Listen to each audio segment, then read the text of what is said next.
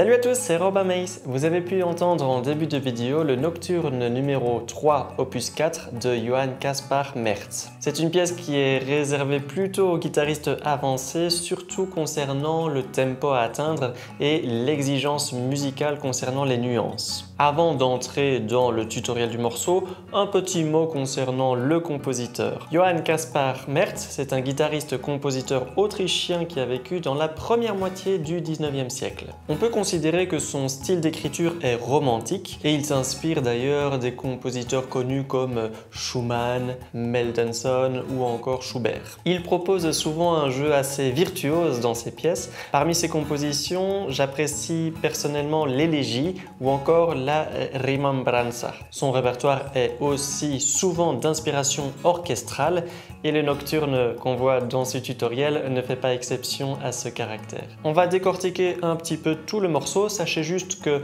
vous pouvez vous procurer les partitions avec mes doigtés ainsi que les tablatures au format PDF avec le lien que je laisse dans la description de la vidéo. Je vous préviens tout de suite, comme je considère le morceau pour un niveau de guitariste plutôt avancé, on ne va pas trop décortiquer les notes ou encore le côté technique de l'œuvre. Je vais plutôt me pencher directement sur l'interprétation et les caractéristiques musicales que propose l'œuvre. Le nocturne est composé en deux grandes parties. La première partie est un maestoso et fait penser à une ouverture orchestrale assez lente. Après cette introduction, on passe à la deuxième partie, le vivace, où le tempo est beaucoup plus rapide. On commence directement avec des octaves entre les la et les mi. Essayez donc déjà de donner un côté majestueux avec une nuance forte, assumée et des rythmes bien respectés, notamment avec les notes pointées.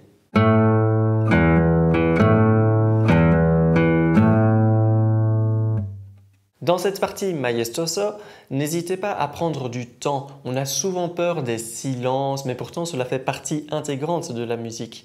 Laissez donc résonner les blanches, coupez les résonances sur les silences, et puis changez de caractère en entamant la suite dans la nuance piano. Il faudra jouer avec un crescendo et décrescendo. Ne soyez pas trop timide par rapport à cela.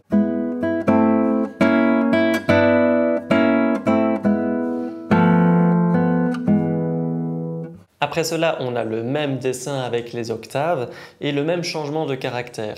Soyez donc bien attentifs encore une fois à toutes les nuances demandées.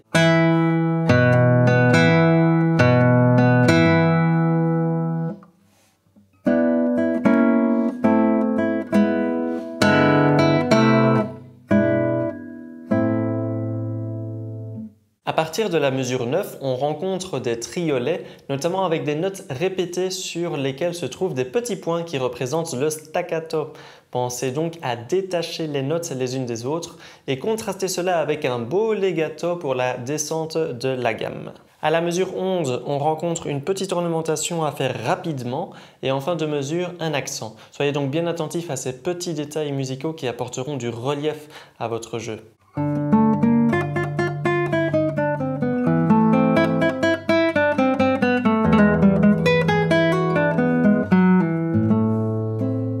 On arrive maintenant dans un passage où il y aura un filet sonore de double note qui pourrait être représenté par des violons dans un orchestre. Mais cela doit être en retrait. La voix qui doit ressortir est à présent celle des basses. On a aussi des sforzando sur certaines basses qui vont donner de la tension pour ensuite se résoudre sur une note harmonieuse. Encore une fois, ne soyez pas timide, n'hésitez pas à assumer cette tension procurée par la note. Dans les notes qui suivent la prise de la parole des basses, on a une réponse des aigus. Encore une fois, certaines notes sont accentuées, pensez à les faire ressortir.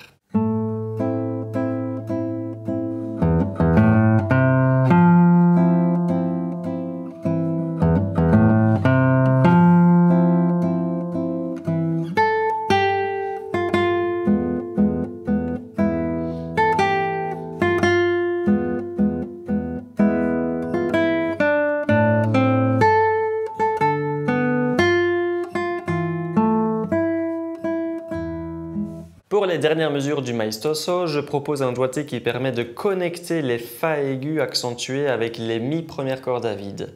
Mais pour cela, je dois utiliser le deuxième doigt sur la première case de la première corde. C'est un petit peu inconfortable au niveau de l'écart, mais c'est le plus logique musicalement, donc n'hésitez pas à tester le doigté que je propose.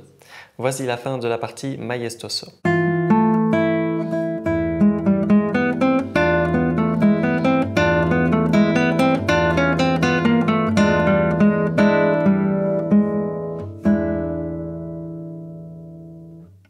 Vous avez entendu que pour conclure cette partie, je réalise le ritardando qui est écrit et je termine en douceur avec un point d'orgue et un silence pour marquer le suspense avant de lâcher la sauce pour le vivace. Donc le vivace, vous avez compris, c'est la deuxième partie du nocturne et il sera joué de manière très assumée et rapide. Encore une fois, nous avons des indications au niveau des nuances.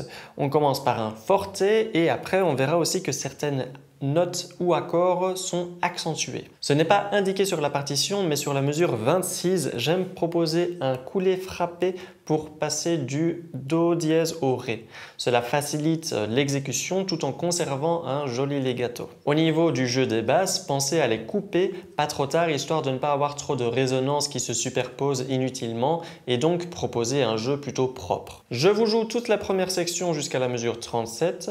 Par contre, pour vous faciliter la lecture et l'analyse de mon jeu, je vais le faire un petit peu plus lentement que ce que j'avais fait en introduction de la vidéo.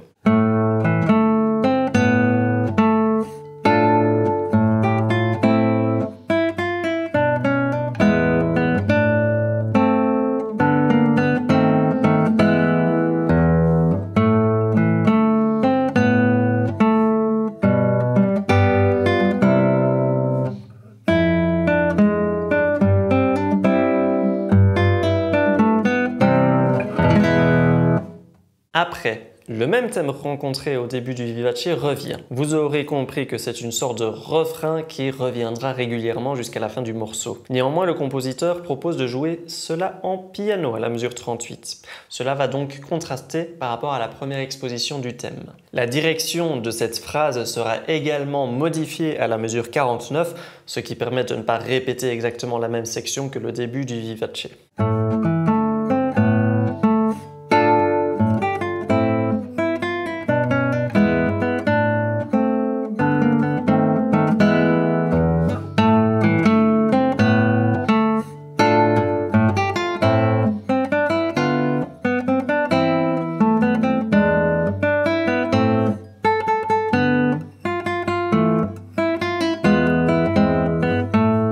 À partir de la mesure 57, on retrouve une section de transition où encore on a des Fa accentués qui engendrent donc de la tension par rapport au Mi qui suit. Pensez à ne pas lâcher la sauce trop vite sur cette section car à la mesure 62, on commence un crescendo qui aboutira à un sforzando. Il faudra donc nous laisser de la marge.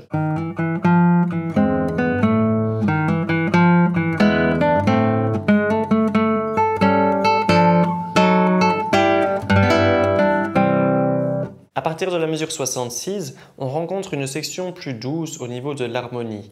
Vous pouvez donc rapprocher votre jeu vers la touche pour donner cette sensation de douceur qui est également demandée par le compositeur avec le mot dolce. Malgré cette douceur, sur la fin de la phrase musicale, certaines notes devront être accentuées pour réveiller les auditeurs qui sont sur le point de dormir.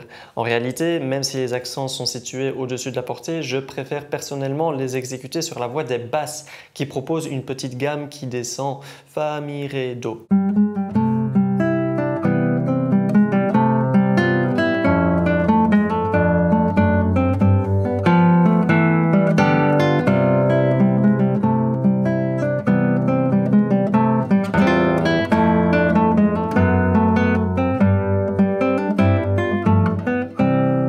À partir de la mesure 81, on retrouve une longue section de transition qui nous fera revenir au thème principal. Durant cette section, il y a beaucoup de contrastes de nuances, on passe très vite d'un forte à un piano et inversement, il y a des accents par-ci par-là et aussi une ligne mélodique de basse à faire ressortir. C'est donc un petit challenge pour la réactivité de la main qui tire les cordes.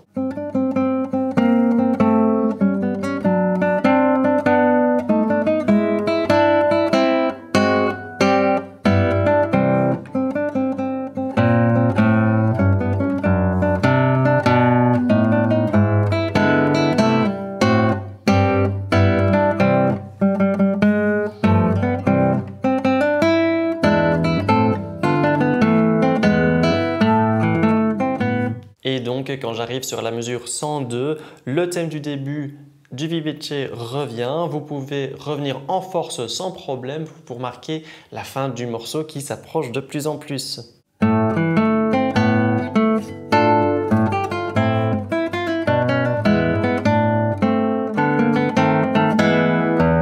Et donc à la mesure 111, on se retrouve sur la dernière exposition du terme qui bifurque et permettra de montrer toute sa virtuosité à travers des gammes descendantes, des arpèges qui vont dans les aigus, etc. Vous voyez le truc, le bouquet final pour marquer la fin.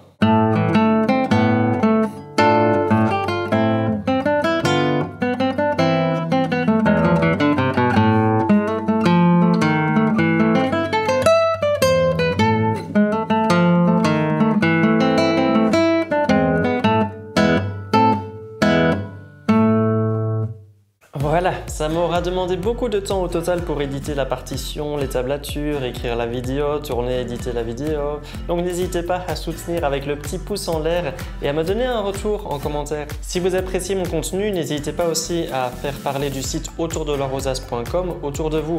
On se voit dans une prochaine vidéo. Ciao!